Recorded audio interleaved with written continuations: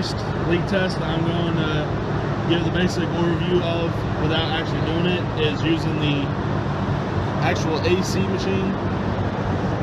First, you would take these connectors right here, you would unscrew them,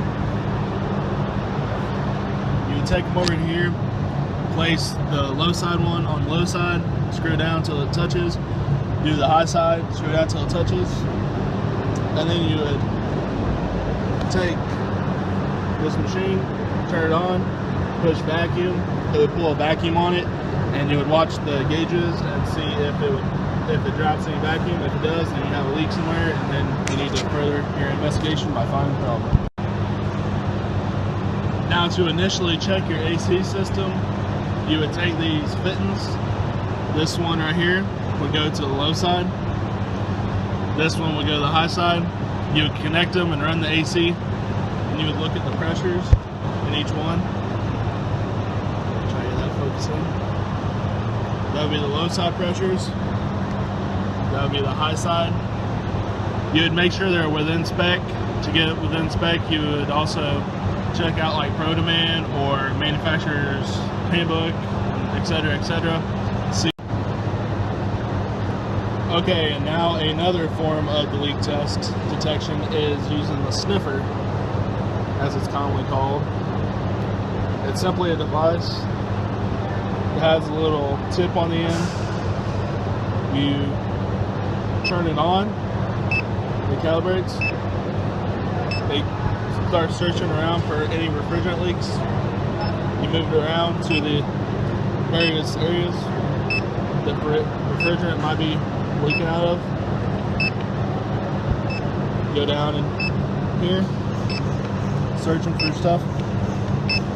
Go around to all the fittings, make sure everything's good to go. Go around to each of the little ports, go around the fitting.